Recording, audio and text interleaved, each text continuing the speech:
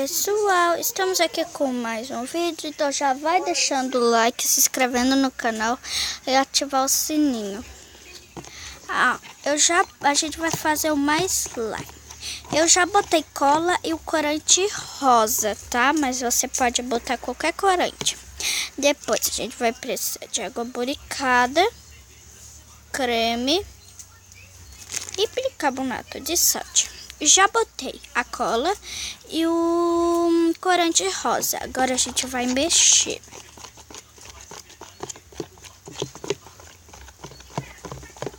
Botar um pouquinho de bicarbonato de sódio.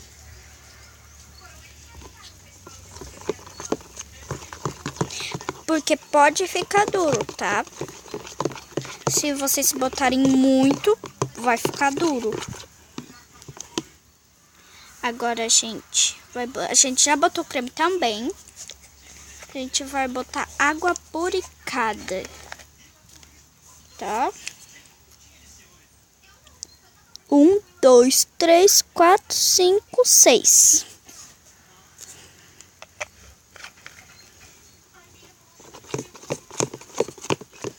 A gente tá mexendo agora, tá, gente?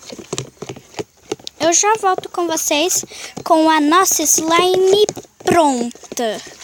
E eu não vou fazer nada de errado, só vou ficar mexendo até ela dar o ponto, porque vai ser muito demorado esse vídeo.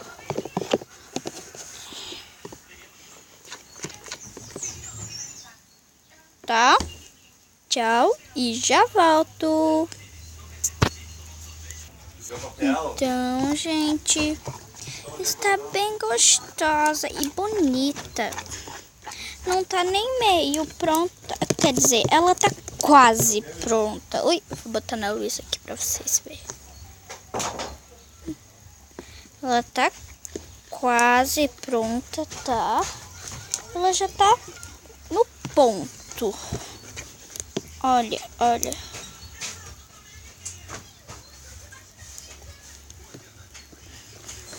Já tá desgrudando do pote, então eu já vou pegar ela, tá, gente? Então... E, gente, a nossa slime está pronta.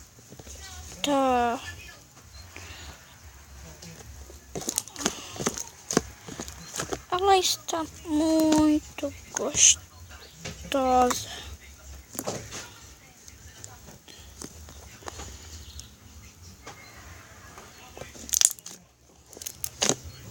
Gente, olha.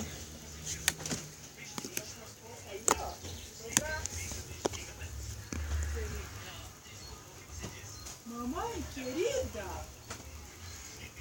meu coração fosse bate. Está.